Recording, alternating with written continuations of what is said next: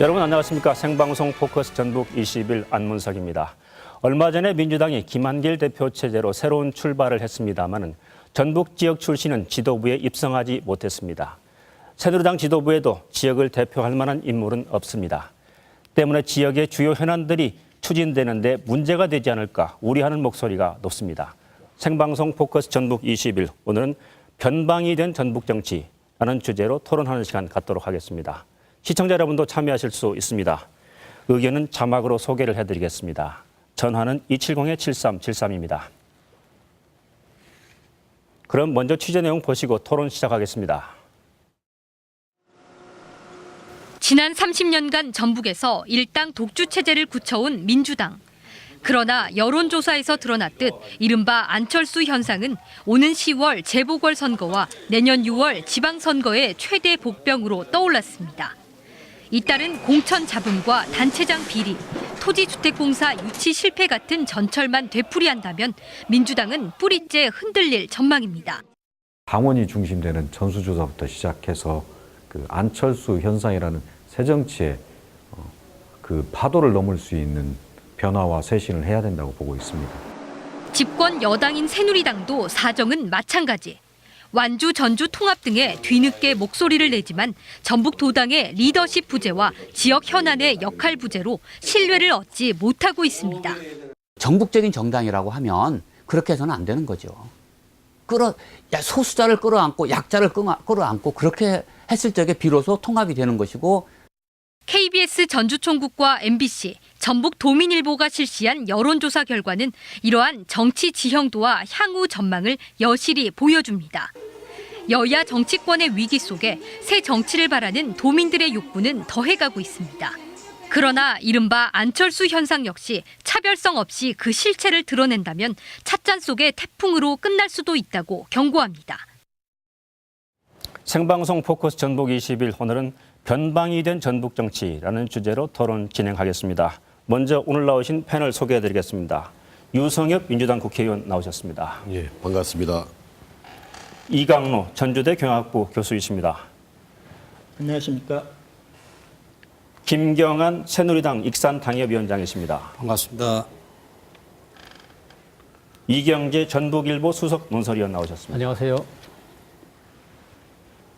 그럼 본격 토론에 들어가겠습니다. 먼저 정당의 주요 지도부에 왜 전북 인물은 없는 것인지, 또 지역의 현안들은 앞으로 어떻게 되는 것인지, 또 야권의 변화 가능성은 있는 것인지, 이런 점들을 차례로 토론해 보도록 하겠습니다. 먼저 유성엽 의원님. 예. 얼마 전에 민주당 최고위원 선거에 나가셨는데 실패하셨어요? 예. 왜 실패하셨습니까? 원인을 좀 분석해 보셨습니까? 아마 복당 9개월 남짓 만에 네. 용기를 내서 또 한편으로는 좀 책임감을 가지고 나섰습니다마는 도민들의 어떤 전폭적인 성원에도 불구하고 네. 제 부족함으로 또 책임을 다하지 못했습니다.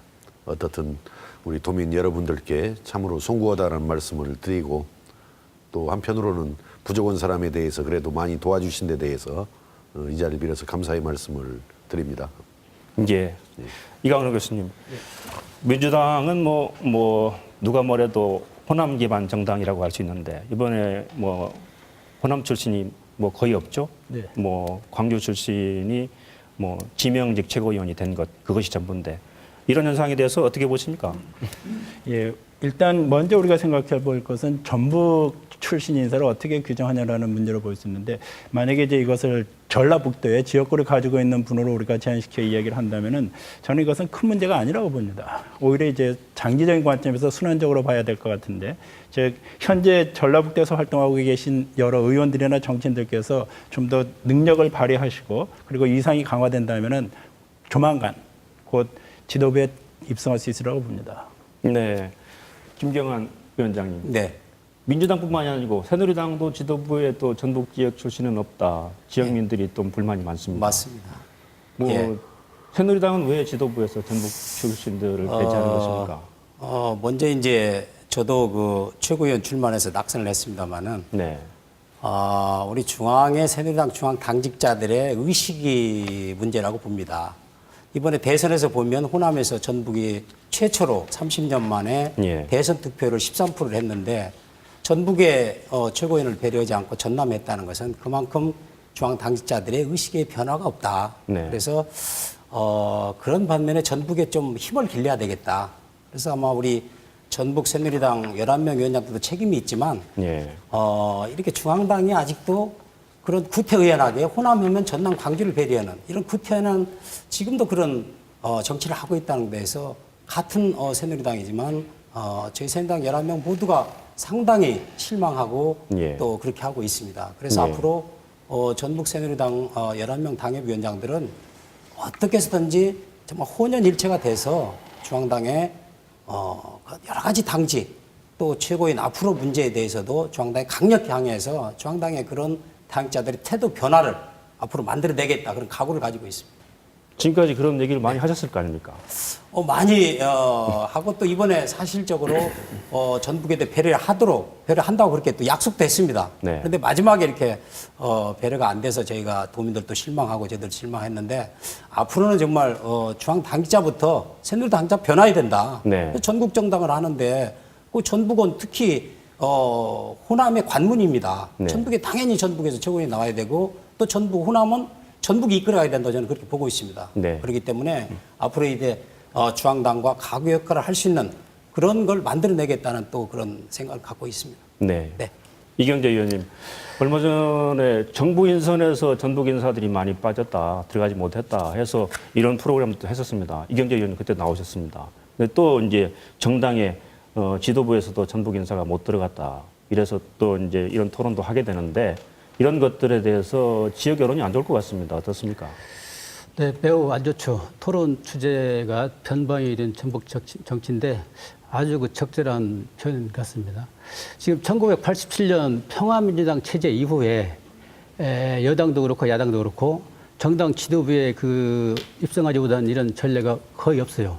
야당이 네. 됐든 여당이 됐든 거의 지도부에 입성이 돼서 특히 한 10여 년 전까지는 당 의장이랄지 당 대표랄지 또 원내대표 정책위 의장이랄지 뭐 사무처장 여러 그 국직국기관 그런 자리를 다 차고 또 정치를 이끌어 왔는데 이번처럼 여야 공이 정당 지도부에 입성하지 못한 전례는 없다. 그래서 앞으로 전라북도 도정도 답답할 것이고 지역 네. 정치권도 답답할 것이다.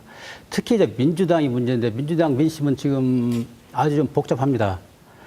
전라북도는 지금 텃밭 또는 무슨 대주주 민주당에서 그런 그 지분을 갖고 있는데 뭐 유석열 의원 최고위원 탈락했지만은 지도부에 한 명도 없지 않습니까?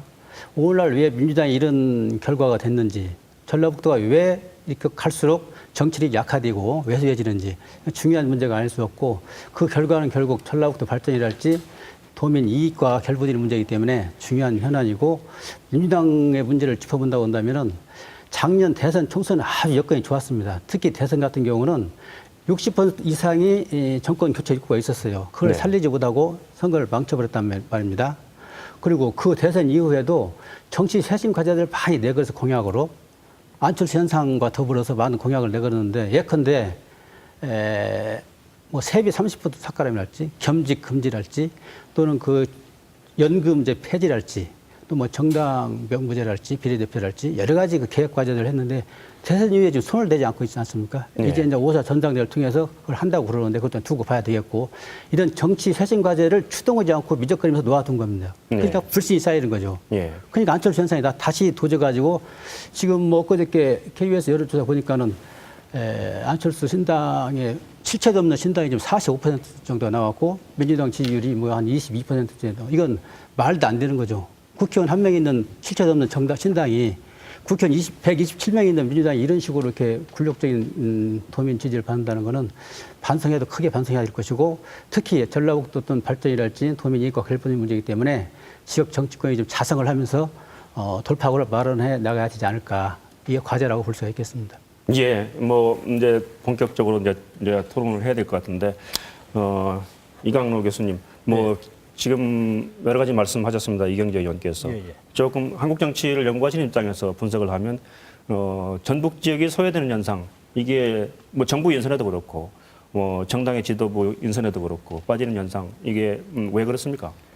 예, 제 생각에는 이것은 현재 전라북도 정치권의 이상을 반영한다고 보여집니다. 예를 들면은 일단 그 여당인 새누리당의 경우는 옛 한나라당 시절부터 전라북도의 지역구 의원들 또는 그 지역 정치인을 키우는데 실패한 것 같습니다. 그나마 예전에 있었던 강현훈 의원 같은 경우는 이제 당을 바꿔버렸고요.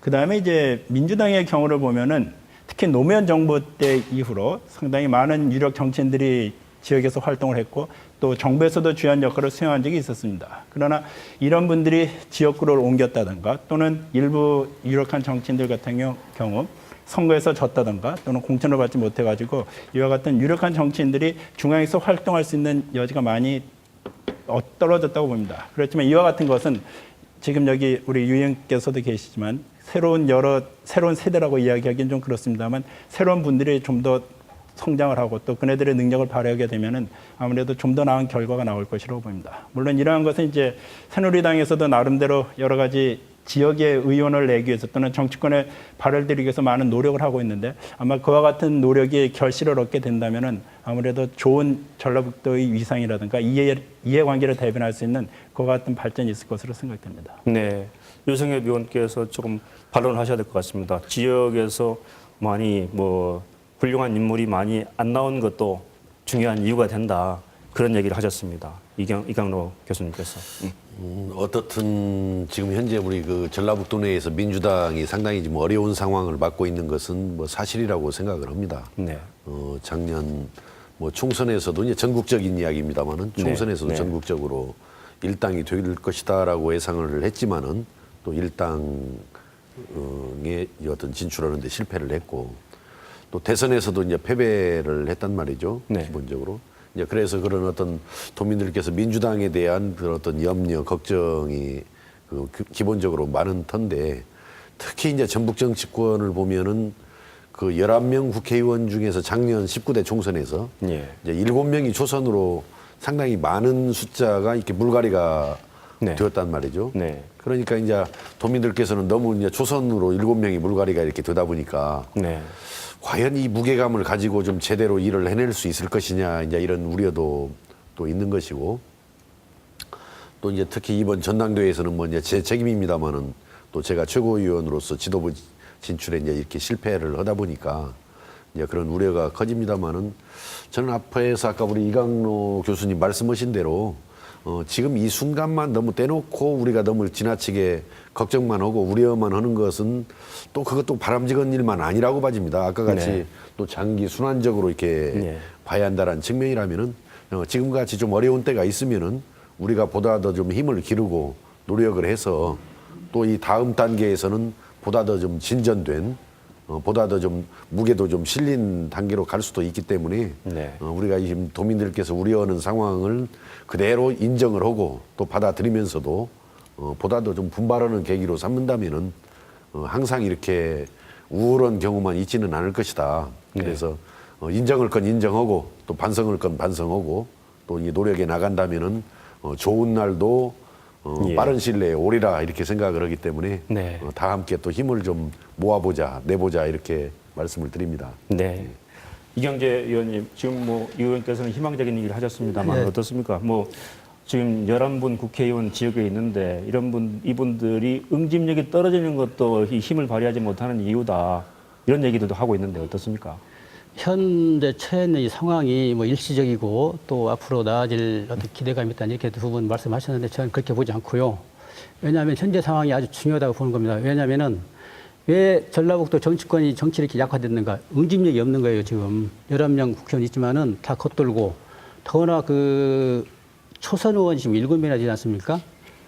예컨대 물론 개개인에 보면 역량이 다 출중하고 훌륭해요. 근데 정부 부처를 장악을 컨트롤할 때 가장 영향력 있고 힘 있는 데가 어디입니까? 기획재정부잖아요. 모든 예산을 한 400조 가까운 돈을 다 주물럭거리고 지역에 논하준도 마찬가지고 사업 예산 다 그 정책 다 총괄하는데 예를 들어서 우리 그 초선 의원들 7명 중에 기획재정부 컨트롤할 수 있는 의원이 있을까요, 과연? 기획재정부는 그 도지사가 가도 과장급 정도 안 만나주려고 하는 부서란 말이죠. 그런 정치력이 그 약한 이런 그 일천한 이런 데서 예산이 빠졌냐, 증액을 해줘야 된다. 이건 언감생심이거든요. 그래서 이제 정치력이 강해야 된다. 또 응집력이 있어야 된다. 이걸 자꾸 주문을 하는 것이고 또 하나는 중앙부처의 창구 문제예요, 지금. 중앙정치, 중앙과 지방자치단체 또 중앙정치와 지방정치가 서로 그 쌍방향 그 소통하면서 맞물려 가야 서로 선순환하면서 발전이 되는데 지금 이 시점처럼 창구가 닫혀 있고 통로가 없는 그 개설되지 않은 지금 적이 없단 말이죠. 이걸 그냥 예사라고 또 일과성 이걸로 볼 것은 아니라는 얘기죠. 그건 결국 어떤 결과가 초래가 되냐. 사업, 예산, 시책, 정책이 다 불이익을 받는다는 거예요. 김한주 지사가 지금 최근 한 얘기가 뭡니까? 그 김한주 지사 같은 분은 오랫동안 정부를 상대로 왔다 갔다 하고 뭐 인적 네트워킹도 많이 있고 그러는데 올해가 가장 어려울 것이다 그러잖아요, 예산이. 이 벌써 읽고 있는 거예요. 인적 구성원도 안 돼 있지. 더구나 박근혜 정부 들어가지고 SOG 사건 등 앞으로 제끼고 복지를 할지 이런 신규 수요에 치중한다고 그러지. 정말 어려운 거예요. 이런 상황인데도 불구하고 이걸 뭐 일과성이다, 뭐 나중에 정책을 회복하면 된다 이런 식으로 그렇게 안일하게 대응할 것이 아니다 저는 이렇게 보는 겁니다.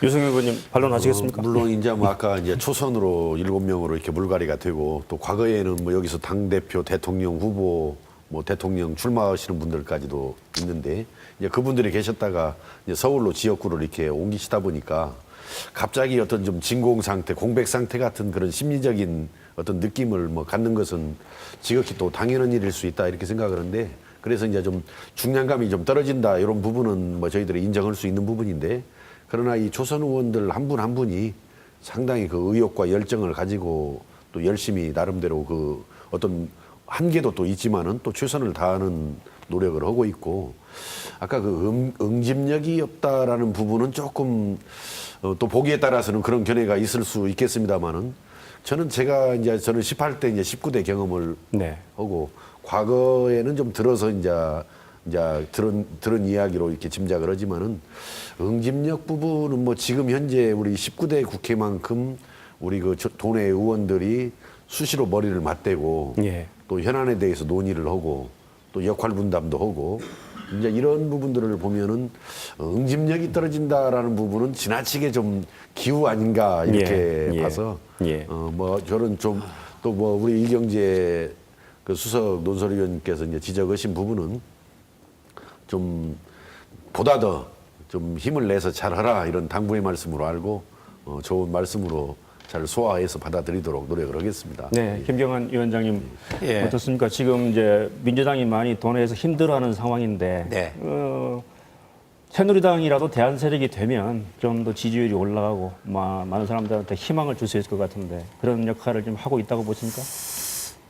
새누리당도 그런 역할을 하는데 어려움이 많다고 생각을 합니다. 왜냐하면 새누리당은 전혀 국회의원이 한 명도 없습니다, 전북에. 네. 그렇기 때문에 아무래도 정부와의 통로 역할을 하려면 국회의원이 있어야 되는데 없기 때문에 어려움이 사실 많습니다. 네. 어려움이 많은데 아까 우리 유성업 의원께서 응집력이었던데 응집력이 아마 강화됐으면 우리 최고위원님으로 유성업 의원이 반드시 됐을 파인데 저는 그런 안타까움을 갖고 있습니다. 여러 가지로 훌륭하신데 민주당 의원들이 어떻게 해서 이렇게 전북의 최고위원 하나 못 만들었는가 이런 거에 대해서는 상당히 저도 안타깝게 생각하고 애석하게 생각하고요. 그래서 바로 이것이 이제 30년 동안 일당 독식의 피폐 아니냐 저는 이렇게 보고 있습니다. 그래서 오늘 주제도 이제 어떻게 보면 변방으로 전락한 전북 정치인데 거기에 우리 새누리당도 책임이 있습니다. 새누리당도 이번 박근혜 정부 출범해서 이제 초기입니다. 출범해서 새로운 인재 등용 또 박근혜 후보 그때 당시 후보께서 분명히 전북에 오셔서 호남에 대탕평적 인사를 하겠다 이렇게 말씀하셨습니다. 그렇기 때문에 그런 부분에서 지금 임기 초기인데 앞으로 이제 전북에 중요한 인재들을 많이 등용할 것을 이렇게 또 확신하고 있고 또 저희들이 새누리당 당협위원장들이 강력하게 또 요구를 해놓고 또 요구를 했습니다. 예. 그래서 또 이제 대통령께서 미국 가시기 전에 저희들이 이제 청와대에 잠깐 다녀왔는데요. 그때 또 우리 전북에 대한 또 전북 이번에 13%와 전북에 대한 애정 또 새만금 이런 부분에 대해서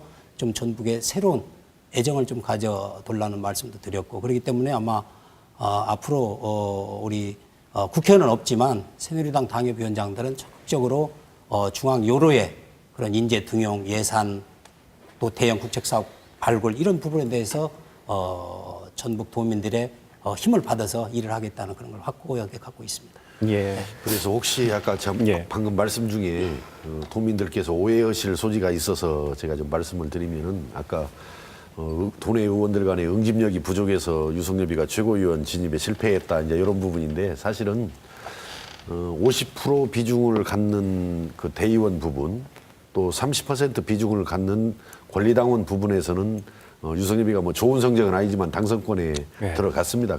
다만 이제 떨어진 것은 이제 20% 비중을 갖는 그 국민 여론조사 부분에서 이제 제 부족으로 이렇게 여론조사 결과가 안 나와서 그랬던 거거든요. 그래서 아까 그 대의원 부분이나 권리당원 부분에서 그런 정도로 이게 당선권에 들어갈 정도로 성과를 낸 것은 우리 도내에 있는 동료 선후배 의원들께서 많이 도와준 결과지 유성엽이 실력으로 하면은 대의원 부분, 당원 부분에서도 아마 상당히 성적이 안 좋았을 겁니다. 그래서 혹시라도 우리 또 도민들께서 또 이제 진짜 뭐 우리 도내 의원들이 응집력이 없는 거 아니냐 이렇게 또 우려를 하실 것 같아서 전혀 제가 응집력이 없어서 유성엽이가 최고위원 진입에 실패했다라고 하는 부분은 좀 사실과는 좀 다른 분석이다 이렇게 말씀을 드립니다. 뭐 약하다 그 문제를 제가 했기 때문에 덧붙여서 얘기를 드리면은 제가 전화를 선거 끝나고 전화를 받은 적이 있어요. 당원이라고 하면서 아마 시의원인가 될 거예요.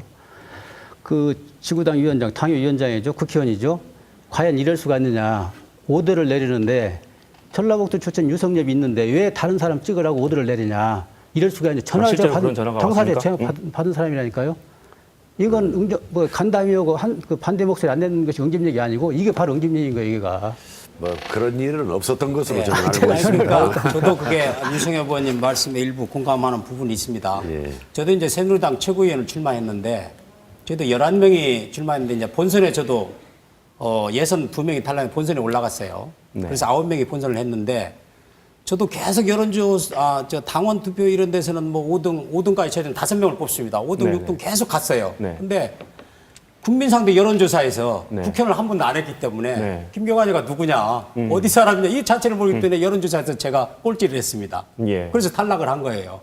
그래서 이게 그런 부분에 대해서는 이제 공감을 하고 있습니다. 예. 근데 그런데 김경환 위원장께서는 지금 국회의원 한 번도 안 하셨기 때문에 그런데 유승엽 의원께서는 국회의원 뭐 2분 하셨죠 벌써. 근데 늦게 들어가셨다고 했잖아요. 왜 그런데 이게 아무래도 이제 인지도가 제가 떨어지는 겁니까? 이랬던 것 같아요. 그 당의 복귀연지가 아무래도 아직 1년도 안 된 9개월 남짓던 그런 상황이었고 네. 재선 의원이라고는 하지만은 당의 복귀연지가 아직 1년도 안 된 상황이었고 또 이제 국민 여론조사라는 것은 그 표본을 만들 때 각 지역별로 인구 비례로 이렇게 표본 할당을 하는데 우리 전라북도 인구가 좀 적다 보니까 그 표본에 많이 들어가지를 못하고 또 다른 지역에서는 아직 유성엽이를 잘 모르고 이제 이런 부분이다 말씀드리고 오늘 응집력 이야기하다가 엉뚱하니 너무 좀 세배적인 제 전대 이야기가 너무 많이 나오는 것 같습니다. 예. 뭐 배장은 말이 없어야 하는데 예. 뭐 유구무원입니다. 예.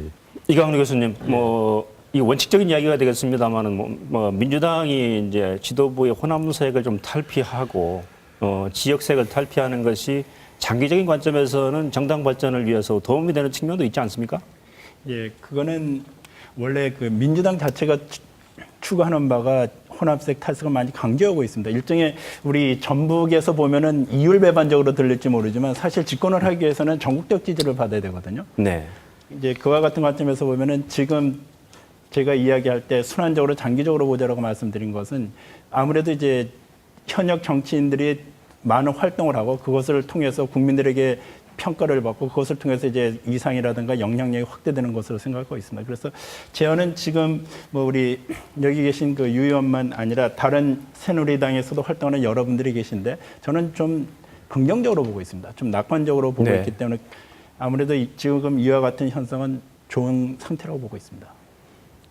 예, 그러니까 이게 이제 민주당이 호남을 배제하는 만큼 사실은 또 이제 새누리당에서 저기 영남당 색채도 같이 이제 벗겨져야 사실은 이게 한국 정치 발전이 있는 것인데 한쪽에서만 가면 좀 곤란하지 않겠습니까? 실은 새누리당 같은 경우는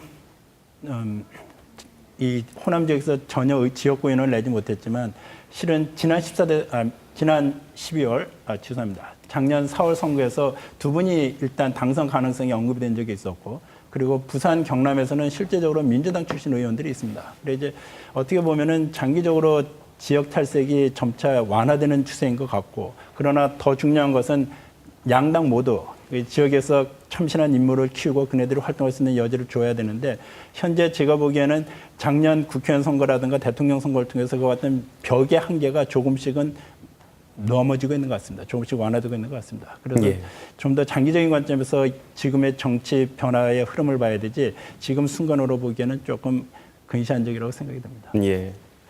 이경재 의원님, 아까 잠깐 말씀하셨습니다만은 아무래도 이제 민주당 지도부, 새누리당 지도부에 전북 일문이 없으면 지역의 현안을 하기도 어렵고 예산을 따오기도 어렵고 그런 부분을 지적하셨는데 실제로 그런 부분이 많이 보이고 있습니까 지금? 그래서 답답하죠. 우선 당장 전라북도 도정이 답답할 것이고 가장 큰 문제는 이제 내년 국가예산 확보하는 거 이제 큰 어려움이 예상되고 있고 또 지난번에 그 추경 편성했지 않습니까? 추경 17조 3천억 정도 편성을 했는데 한 12조 정도가 이제 세입 보전용이고 세출 민생경제랄지 민생 쪽 세출 부분이 약 5조 정도 됩니다. 그걸 이제 전남의 그 장병환 의원이 분석을 했지 않습니까? 확정된 거 9개 부처. 전라북도가 맨 꼴등이에요. 5.7%. 대구, 경북이 22%. 네. 대통령의 지역구지 않습니까? 이 정치 논리가 그대로 예산에 들어가는 거예요. 그래서 어려움이 예상된다는 것이고 광주 전남만 하더라도 주승용 의원이 국토부 상임위원장인데 SOC 예산이 하나도 없었어요. 근데 나중에 자기한테 오니까는 350억 정도를 살리는 거예요.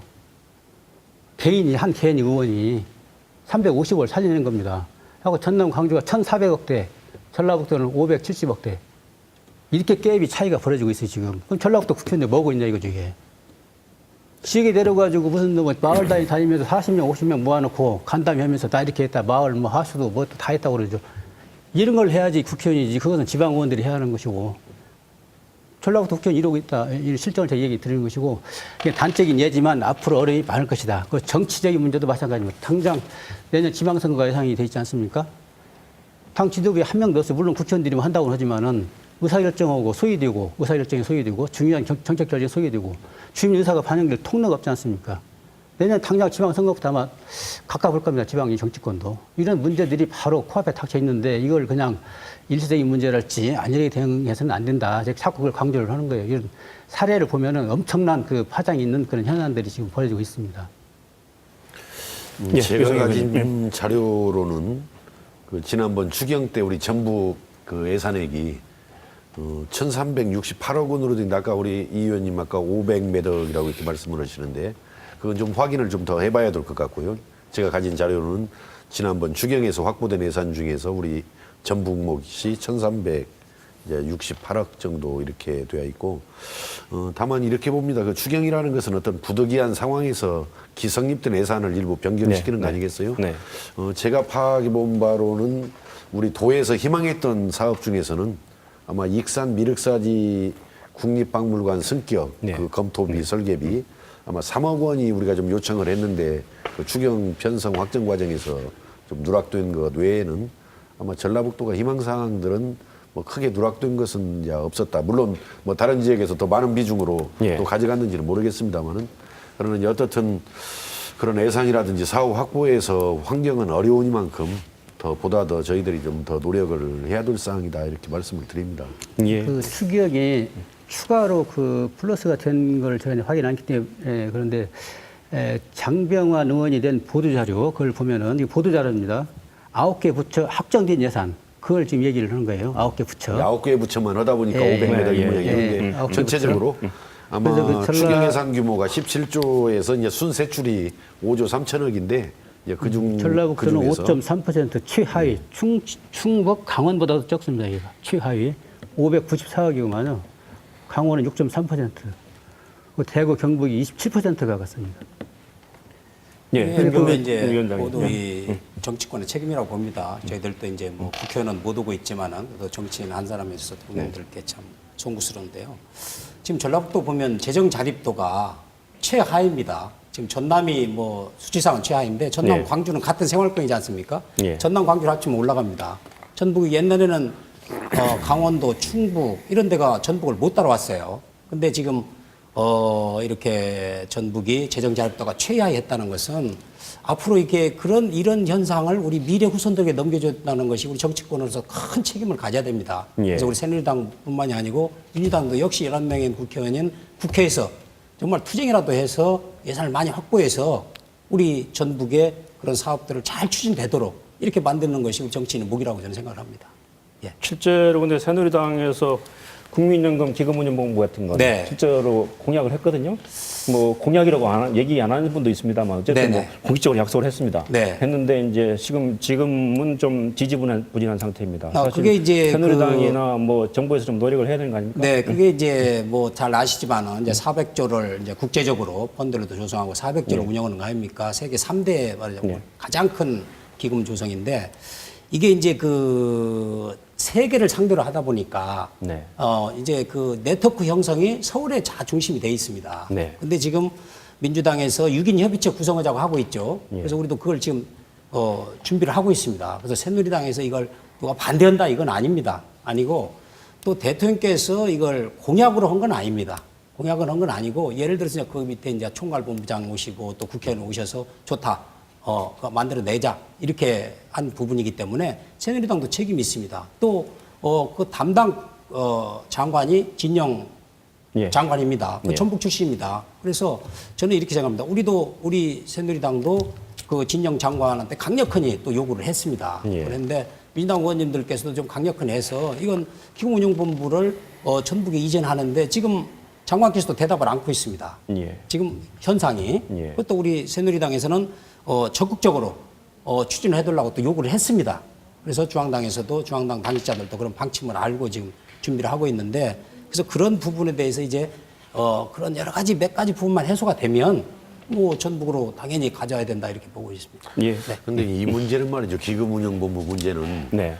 전에 전해의 이제 이명박 정부 또 현재 우리 이제 박근혜 정부까지 같이 이제 연계가 되는 문제인데 말이죠. 사실은 이게 왜 문제가 되는 거냐면은 원래 LH 토지주택공사를 이제 경남으로 가져가면서 국민연금공단을 대신 주겠다 해서 이제 문제가 네. 일었던 건데 뭐 국민연금공단 전북에 주겠다라고 했을 때 기금운용본부는 당연히 국민연금공단에 포함되는 걸로 해서 군더더기 없이 그냥 요리 오는 것으로 결정을 했으면 좋은데 또 그때 이제 이 가장 거기에 핵심이라고 할 수 있는 기금운용본부는 좀 빼놓고 또 이렇게 결정을 했단 말이죠. 네. 그렇기 때문에 그것은 MB정부 때 LH를 가져가면서 아주 미진하게 잘못되게 결정한 사항이고 또 이번 새누리당 박근혜 후보께서 대통령께서 후보 시절에 어떻든 또 새누리당 당직자들과 함께 약속도 오고 기자회견까지 했단 말이죠. 네. 기금운용본부는 전북에다 두겠다. 뭐 심지어는 소재지를 전북으로 오는 법안까지도 새누리당에서 네. 발의까지 했단 네. 말이죠. 그래놓고 대선이 끝나고 나서 이제 와서는 뭐 또 이런저런 이유로 이게 뭐 되네 안 되네 이렇게 말하는 것은 어찌 보면은 이 도민들을 정말 우롱하는 거다.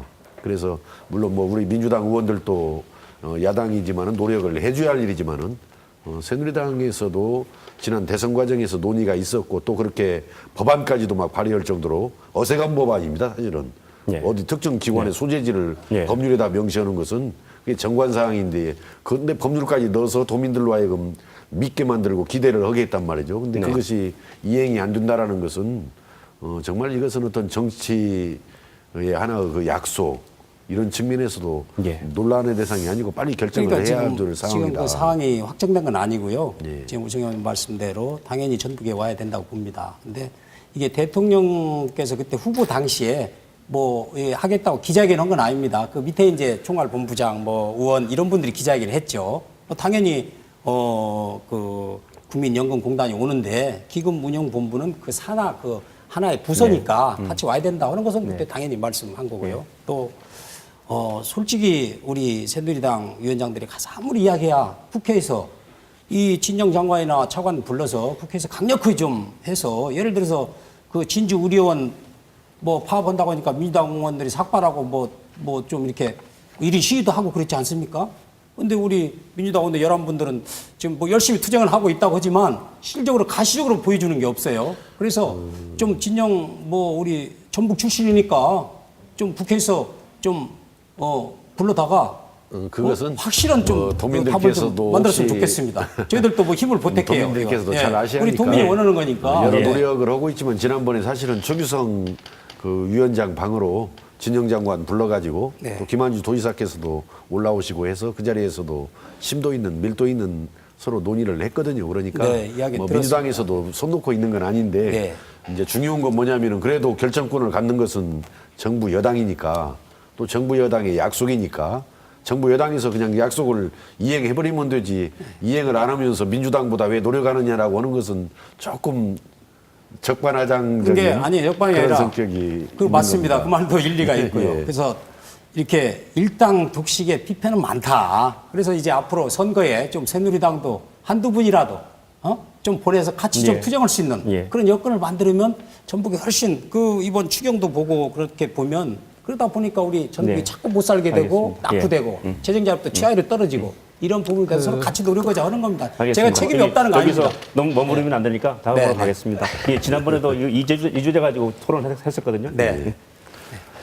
생방송 포커스 전북 20일 오늘은 변방이 된 전북 정치라는 주제로 토론 진행하고 있습니다. 그러면 여기서 잠시 지난 18대 국회의원을 지냈던 장세환 전 의원 전화로 연결해서 자세한 얘기를 좀 들어보겠습니다. 안녕하십니까? 네, 안녕하십니까. 네, 지금은 정치에서 좀 떠나 있지만 좀 관심을 갖고 계시죠? 예, 예. 뭐 저기 전주 지역에 국회의원을 지내셨는데 지금 전북 지역 정치를 관찰하시면 어떤 생각이 드십니까? 네, 결국 문제는 전북 정치력의 실종이고 이 실종된 정치력을 어떻게 복원하느냐, 그거인 것 같습니다. 정치력의 실종으로 말미암아 가지고 전북의 위상이 급격히 추락하고 있죠. 예. 또 새누리당은 새누리당대로, 민주당은 민주당대로 존재감을 찾을 수 없다는 것이 작금의 현실입니다. 예. 이러다 보니 이제 도민들 그 정치의식에도 큰 변화가 생기고 있습니다. 잘 아시다시피 최근 있었던 전주 KBS를 비롯한 도내 3개 언론사 그 합동 여론조사 결과 아직 생겨나지도 않은 가상정당인 안철수당이 45%라는 높은 지지를 얻었습니다. 반면에 민주당은 22.8%로 반토막에 그쳤죠. 이는 그 민주당에 대한 단순한 경종 차원을 넘어선 것입니다. 이제 전북 도민이 민주당을 버린다는 것을 의미하는 것입니다. 민주당에 심각하고도 엄청난 위기가 닥치고 있습니다. 예. 뭐 지금 민주당 얘기를 하셨습니다만은 이미 아무래도 민주당이 전북 지역에서는 뭐 여당 역할을 하고 있기 때문에 더 많은 얘기를 하고 싶을 것 같습니다. 뭐 꼬집어서 얘기를 하면 어떤 얘기를 하고 싶습니까? 예, 사실 오늘의 이 위기를 극복해야 하는데요. 이 위기는 민주당이 스스로 자초했죠. 총선과 대선에서 패배한 것은 이후에 어떻든 민주당이 무능했기 때문입니다. 이 무능보다 또 더 나쁜 것이 있습니다. 그 패배에 대해서 반성하지 않고 책임지지 않는 몰염치입니다. 그와 함께 남 탓만 하는 책임 떠넘기기. 이런 그 무능과 후한무치한 태도를 보면서 국민들의 마음이 민주당에서 떠났죠. 그러면서 또한 안철수 신당의 출현을 부추기고 있는 것입니다.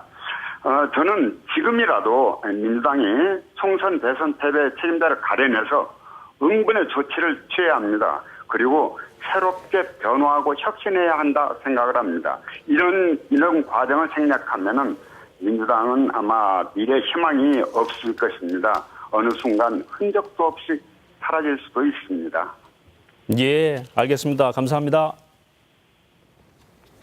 지금 아주 심한 얘기를 하셨습니다. 장세환 전 의원께서 도민들이 민주당을 버린다, 반성이 전혀 없다, 머리엄치하다 이런 말씀하셨는데 유승현 의원님 어떻습니까? 저도 뭐 상당 부분 동의를 합니다. 어떻든 네. 아까 그 총대선 패배에 대해서 반성도 없고 책임 떠넘기 예. 전가하고 그러다 보니까 민주당의 어떤 지지율이 떨어진 거 아니냐 이런 부분은 뭐 저도 100% 예. 동의를 하는데 뭐 그렇다고 해서 저는 이 민주당이 사라질 것이다라는 부분에 대해서는 동의하지를 않습니다.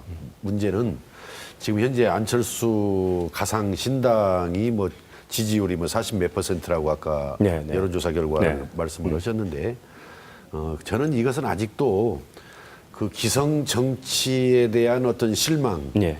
뭐 불신에서 비롯된 안철수 현상의 하나의 그 결과지 이제 정치인 안철수식 정치. 네. 저는 이게 아직 실체가 명확하지 않다라고 보거든요. 네. 그래서 이번 아마 이제 6월 임시국회가 있을 것이고 또 9월부터 정기국회가 벌어질 것이고 특히 10월에는 아마 전국적으로 네. 또 재보궐선거가 있을 겁니다. 그래서 이 과정을 거치면서 이제 단순한 안철수 현상이 아니고 과연 안철수 현상으로 이렇게 비롯된 이제 그래서 안철수 의원이 네. 지금 국회에 들어왔습니다만은 과연 그 실체가 뭐냐, 그 내용이 있는 거냐, 그 네. 내용에 대해서 동의해 줄 수 있는 거냐, 네. 이런 검증 과정을 거치면서 이제 안철수 문제는 정리가 되리라고 이렇게 보기 때문에 지금 뭐 일시적으로 지지율이 어떤 민주당에 대한 상대적인 좀 실망 때문에 이제 그렇게 나올 수는 있는 거지만은 그러나 뭐 그것이 고정적이고 뭐 도저히 뭐 그것을 갖다가 넘을 수 없는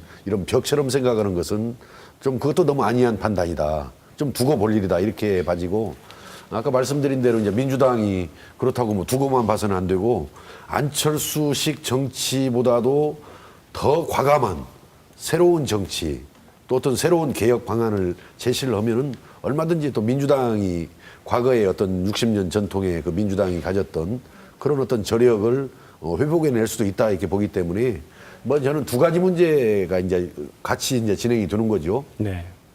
안철수 의원이 어떻게 하느냐에도 달려 있는 문제고 또 하나는 민주당이 또 어떻게 하느냐에 따라서는 이제 그런 문제들이 이제 결말이 나겠죠. 그러니까 뭐 안철수 의원은 이제 안철수 의원대로의 어떤 생각과 행보에 따라서 뭐 가시겠지만은 민주당이 너무 거기 지나치게 연연하지 말고 급급하지 말고 민주당 자신이 해야 될 일에 집중을 해서 노력을 차분하면서도 진지하면서도 일관되게 해 나가면은 그것은 뭐 한 6개월 후에 판가름이 날 일이다 이렇게 보고 지레 뭐 사라진다 없어진다 이렇게 너무 자조적으로 또 바라볼 문제만은 아니고 진심으로 반성하면서 개혁의 길을 찾아가야 한다 이렇게 생각합니다. 이광로 교수님 어떻습니까? 지금 안철수 의원이죠. 안철수 의원 이제 아직은 생기지도 않은 정당이 45% 지지를 받고 민주당은 그 절반밖에 못 받는 그런 현상. 민주당에 어떤 변화가 올 거라고 생각하십니까? 저는 일단 그 이야기를 하기 전에 그 민주당에서 지난 몇 개월 사이에 있는 작년 대선과 작년에 있었던 총선 평가에 대한 그 접근법에 대해서 좀 다른 평을 하고 싶습니다.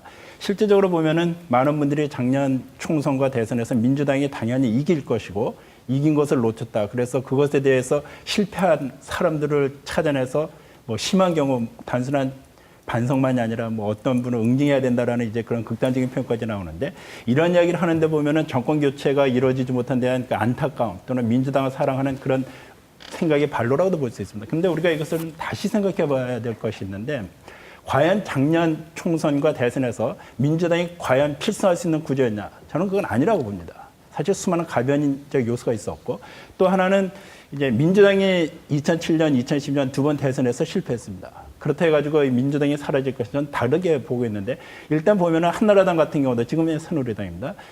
97년, 2002년 선거에서 패배했지만 나름대로 여러 가지 변신을 했고 결국은 새로운 지지를 얻어서 집권을 하고 또 이제 국민들로부터 일정한 위임을 받았습니다. 그래서 저 같은 경우는 일단 작년 대선과 총선에 대한 그 민주당 내부 또는 외부의 평가와 시선에 대한 그 접근법이 좀 달라야 된다고 보고요.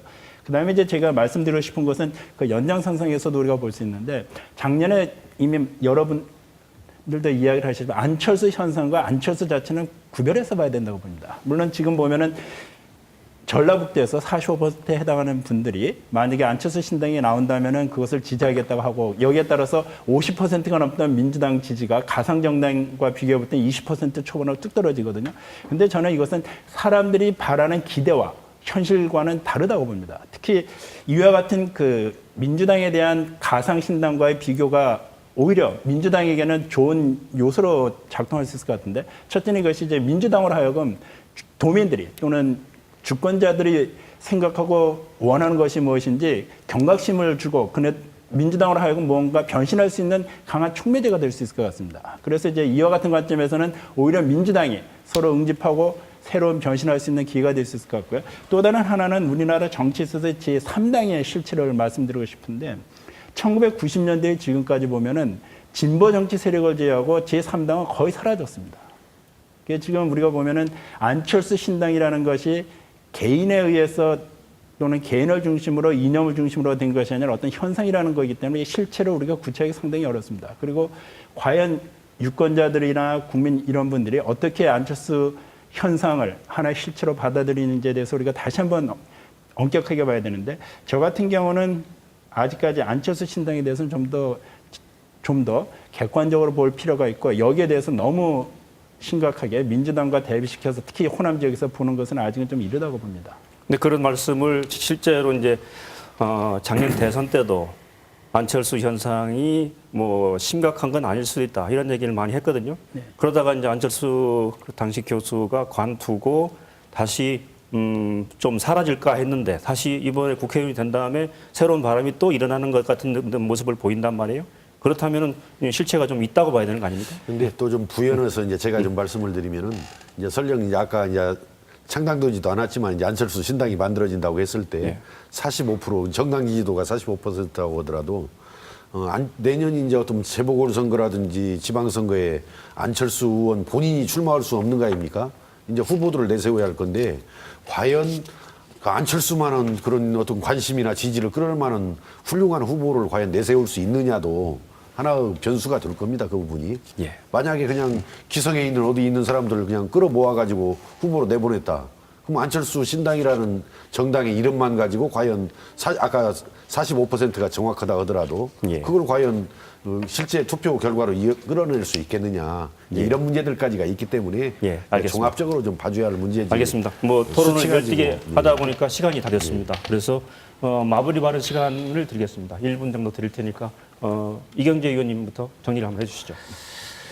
그 전라북도 정치이 왜소해지고 있는 건 아까 말씀드린 것처럼 그런 상황이고, 특히 이제 전라북도가 존재감마저 지금 없어지고 있지 않습니까? 그래서 전라북도 정치권이 좀 긴장하고 반성하고 하면서 새로운 그 정치 동력을 또 확보해야 되는데, 현재 이 시점에서 지금 안철수 신당이라는 어떤 그 실체 없는 그런 그 지지도가 높아가지고 지금 민주당이 상당히 흔들리고 있는 것 같은데, 지금 민주당도 지금 제가 보기에는 모든 걸 다 알아요. 원인을 다 알고 뭐 기득권, 특권 내려야 된다고 알고 다 아는데, 민주당의 가장 큰 문제를 한마디로 지적을 하고 온다면 저는 행동으로 옮기지 않는다는 거예요. 몰라서가 아니고 다 알고 있는데 그걸 행동으로 안 옮기는 거예요. 김만길 대표 체제가 새로 들어섰지만 저는 그 상당히 회의적이거든요. 앞으로도 그렇게 갈 것이다. 그래서 안철수 신당은 계속 동력을 얻을 것이고, 또 물론 안철수 신당이 동력을 얻는 것하고 성공은 별개 문제입니다. 이거는. 네. 예컨대 골프 연습장에서 매트 위에 깔끔한 매트 위에 딱딱 치면 드라이버 샷 정확히 나가지 않습니까? 아이언도 정확히 나가요. 필드 나가보세요. 방향이 다 움쭉달쭉 거리도 다르지 않습니까? 필드 나왔을 때 안철수가 의원이 필드 나왔을 때 과연 제도권에 들어온 그 국회의원으로서 과연 자기 어떤 정치 구상 새 정치를 그 국민 기대만큼 할 수 있느냐, 이건 별개 문제라고 봅니다. 그 성공 요인이 개인의 어떤 정치인 안철수를 보여줘야 되고, 아까 말씀드린 두 번째는 인재 영입. 적어도 그 참신하고 기대에 영향 있는 인물을 영입한다면 성공 가능성이 있어요. 하지만 그렇고 그런 인물을 한다고 한다면 그냥 또 하나의 정당으로 전락하고 말 예, 것이다. 알겠습니다. 김경환 위원장님. 네. 이제 우리 새누리당한테도 도민들께서 그 지역적 한계를 극복할 수 있는 그런 희망을 줬습니다. 이제 새누리당이, 중앙당이 도민에게 다가가야 됩니다. 이제 도민은 마음을 열어줬습니다. 그래서 앞으로 새누리당이 전북의 유능한 인재를 등용하고, 또 지금 비례대표 하나 전북에 안 줬습니다. 새누리당이. 그것도 반성해야 됩니다. 그래서 비례대표도 앞으로 배려를 하고, 그런다면 도민들이 더 마음을 활짝 열 겁니다. 그리고 또 우리 최대 하나삼 새만금 사업, 또 각종 정책 사업에 대해서 배려를 전북에 많이 해야 됩니다. 왜냐하면 전북이 이렇게 재정자력도 약하고 낙후게 됐기 때문에 그런 낙후된 도시에 당연히 더 많이 배려한다는 것은 인지상정 아닙니까? 그렇게 배려해 줘야 되는데, 알겠습니다. 그런 부분에 대해서 우리 중앙당이 반성을 많이 해야 된다. 그리고 알겠습니다. 도민들께서도 그 일당 독식의 피폐가 이제 고스란히 우리 도민목으로 돌아오고 있습니다. 그래서 알겠습니다. 이제는 그 독식의 피폐를 이제 네, 바꿔 넘어야 알겠습니다. 된다고 이렇게 예, 생각합니다. 알겠습니다. 유성혁 의원 간단히 지금 부탁드립니다. 민주당도 위기인 건 사실이고 전라북도도 또 그만큼 또 위기인 건 사실입니다만은 네. 위기는 또 기회라는 그런 역설적인 이야기가 있듯이 우리가 이 위기 상황을 충분히 받아들여서 우리가 제대로 바꿀 건 바꾸고 노력할 건 노력하면은 어떤 민주당의 희망, 또 우리 전라북도의 희망도 만들어낼 수 있다, 이렇게 생각합니다. 알겠습니다. 예. 예. 네. 교수님. 예.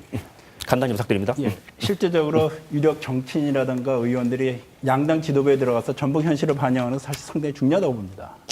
지금 그런 분들이 없어서 사실 안타까우긴 한데, 그러나 또 다른 한면에서 보면은 조금 시간을 갖고 기다리면서 내실있고 실력이 있는 분들이 양쪽 당에 모두 다 진출을 해가지고 주요 역할을 수행하는 것이 오히려 더 큰, 또 오히려 보면은 더 장기적으로 전북에 더 좋은 과실을 끌어올 수 있을 것 같습니다. 알겠습니다. 그래서 저는 좀 지금은 아쉽지만 조금 참고 기다리는 알겠습니다. 것도 좋을 거로 생각합니다. 예, 감사합니다. 생방송 포커스 전북 20일 오늘은 변방이 된 전북 정치라는 주제로 다양한 의견을 들어봤습니다. 지역의 정치가 많이 위축되어 있습니다만은 거꾸로 이런 상황이 지역 정당들이 좀 더 반성하고 발전하는 계기가 되기를 바라겠습니다. 오늘 토론 여기서 마치겠습니다. 토론자 여러분 고맙습니다. 시청해주신 여러분 감사합니다.